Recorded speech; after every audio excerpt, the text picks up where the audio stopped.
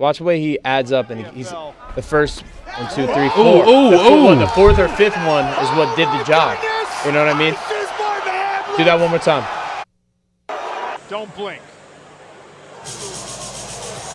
See the was it jab, 2, and then I think 3 or 4. The 4 hit, and then the 5 was still coming if he was still awake, but he wasn't. And let's get the little dance here. Hey, hey, hey, hey. I wonder when that guy was hitting, when that guy was hitting the ground, if he was thinking, "My enemies are succeeding." Oof, he was out on the right. That right hit flush. But that was the 4th punch in the sequence, I think. That's phenomenal. You know? And the guy's like, "I'm fine." No, sir, the ground woke you up. That's about as clean as it gets. Attacked the body, got the hands of Hamlet to drop, and then he took off the head. That's tough. Hamlet complaining there, but yeah. My goodness. Boom. And boom. Doinkers. With another one. When you were doing the self-audit and the self-evaluation, you were simplifying and training, was there anything in your game that you felt like, okay, this is something that I need to attack, I need to change, and I need to evolve? It's funny. So, like, if you take it back, I started training in 2018, 2019, right? I was finishing up college. At my first fight, just right at the end of 2017, I was like, okay, I'm going to do this. And then I was like, let's see. And I was like, well, I'm going to go into accounting now, you know, and just do this. But I always like felt like this draw and call to fight. And like I realized it could be like a place where it's like a dark place overall in MMA. Like people are going through it. It's kind of built off of crap talking, right? You know, there's a lot of shit talking in MMA, and you see guys that are just kind of going through. You see, then you get to know the fighters. You're like, dang, like this is what happened in your life. So I just thought, that's why I say it's like a place you can know you're unconditionally loved. And I feel like in order to go to that dark place, I had to be a light there. So I committed to it. I walked out the office. They offered me a really great promotion at a financial technology company. I started actually working there when I was 20 during college. I interned at 19, started working when I was 20, and I would just like work through school. But then they didn't want me to leave the office early, so I was like, okay, I'm going to leave, and this is what I'm called to do. I worked at a grocery store. And as time went on, I realized everybody I fight's going to have more experience than me, pretty much, like especially for like where I see myself going. And that's kind of been the case because I expect the best out of myself. So as that self-evaluation, more experience, like more time, more reps, reps, you know, maybe they have a base already. When did you start?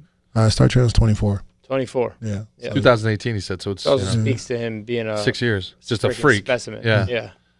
So I appreciate that. So I was like, you know, I'm going to commit to it. And I just stayed in the gym like all day long as much as I could understand this. I told my parents if I was in the UFC in 2 years, I'd go back and get my CPA and I won't look at it. I'll just train. You know, that was my deal with them. Because I walked out of a pretty solid job, pretty solid opportunity as far as that space, but I knew that this is where I'm called to be. I imagine your mother enjoyed that conversation. Yeah, actually, I walked in the room. They're like, "Oh, yeah, you got your promotion. How'd it go?" Great. And actually, we had, I've always liked fitness too, so we built out a corporate wellness program for the company. So that's pretty cool. So I was gonna like run that, and then also run like part of the accounting department as a pretty young age.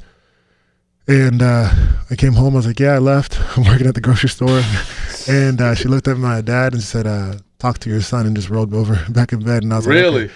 Yeah, but you know, like I'll say this too: that the people that were jumping in that last video you showed were my parents, and like without them, I wouldn't be here. And my dad just said, "Okay, fine. Like if this is what you're gonna do it. But you have 2 years." I got my first opportunity in Contender Series about a year in. I won. I didn't get the contract, and I said, "Well, hey, like almost 2 years in, I guess you say." I said, "Hey, like I don't know when I'll fight again, so I know I made a deal with you that this is my word, and I'm gonna go back and get accounting." And my parents were both the only ones, not the only ones, but they're the ones who come up to me and say like, "No, you go get to the UFC." Really? So, yeah. Wow. So like, you know, like they're great people, great hearts. So I say that's like you can change how people see things. And I like my dad's coming to my fight with me to Saudi Arabia next week. My mom, you know, she's super supportive. She says, "Make sure they don't touch your face." You know, that's the thing. You know, and they go to every fight and they're cheering. And like my mom used to watch fights like with her, you know, covering her face, and now she cheers on and she enjoys it. And she's like, you see my dad's arm, he's like her nail marks on the side of his arm at the end of it. But I like, you know, they're a big reason, you know, I'm here. My mom, she worked like, you know, and a big reason too, like when I talk about the car, like I didn't ask for help so much because my dad always told me they don't care where they drop you off in the world, like you become successful. When I got knocked out by Buckley, I was in the ambulance with my dad going in Abu Dhabi. My dad just said, "Okay, what are you going to do?" I said, "Don't worry, next fight I'm going to finish the guy and I'll be a world champion one day." So before that next fight that came up later when I fought Sasha Palatnikov, my dad just goes, "Hey, don't come home if you lose this fight." You know, he says, "Hey, you know what you said you're going to do in that ambulance?" And I go, "Show me what you're going to do." He said, "You're going to finish him. You don't get a finish, you don't win that fight, don't come home."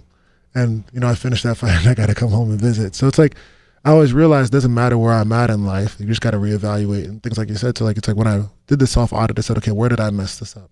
What wasn't good for my life? What did I allow into my life? And what do I need to let go of? What were those things? Yeah. Oh man, like, goodness, it was like more just having a better schedule, right?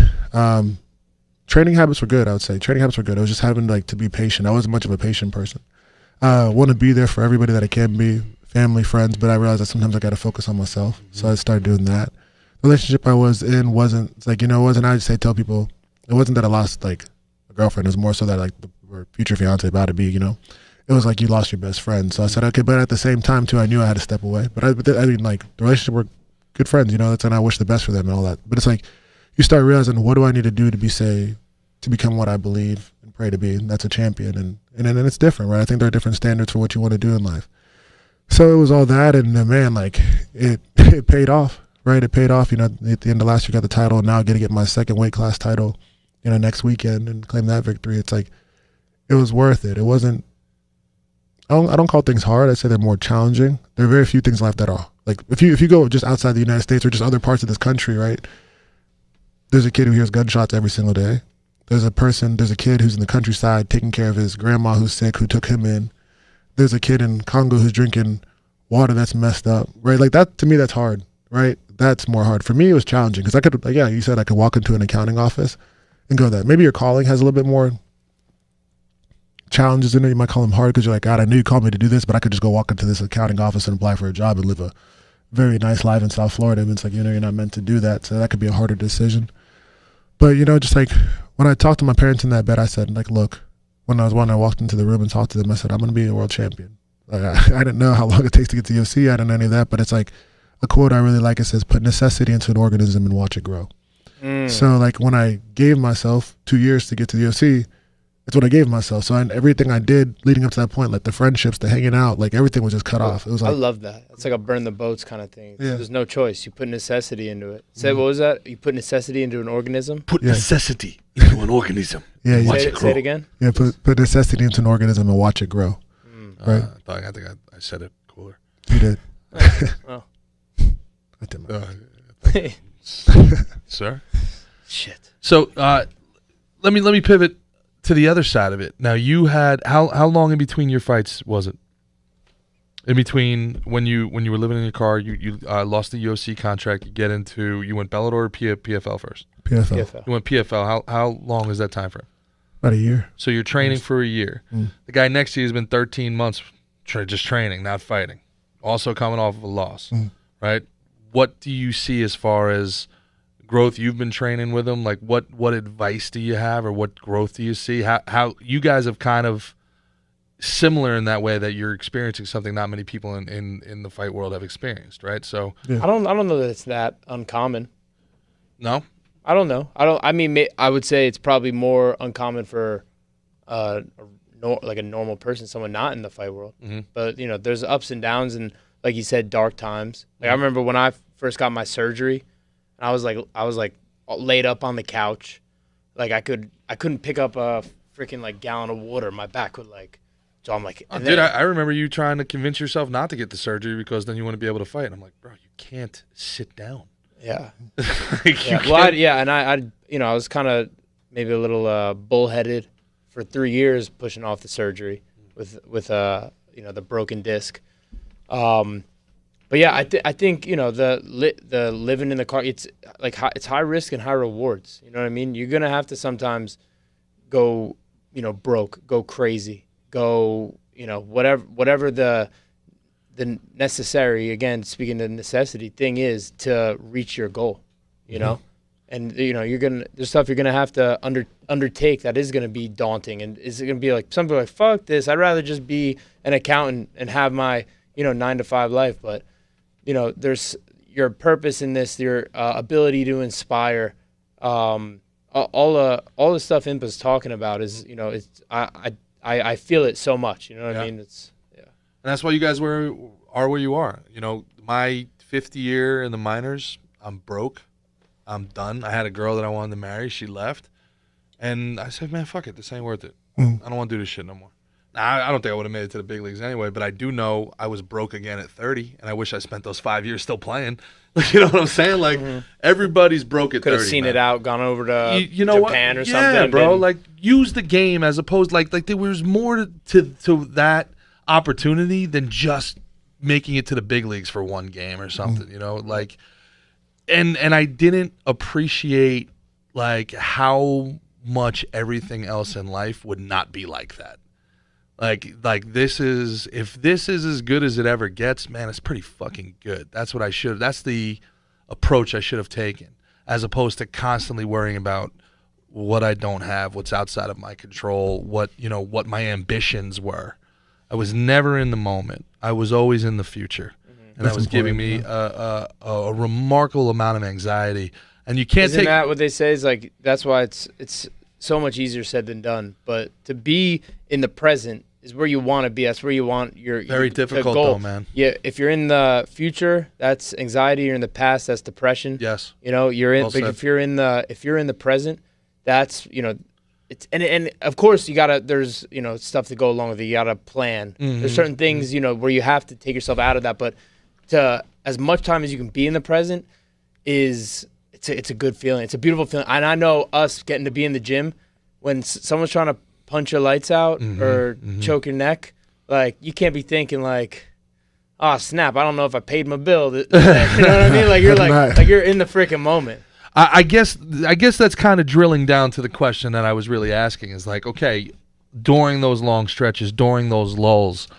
Right, I did interrupt. You had asked Impa if he had advice for me, but I also think before Impa goes, it's one of those things also where it's like when Impa was in the car, he knew the truth because he faced the truth. As long as he went in there and really like looked at things objectively and really didn't bullshit himself. Sure.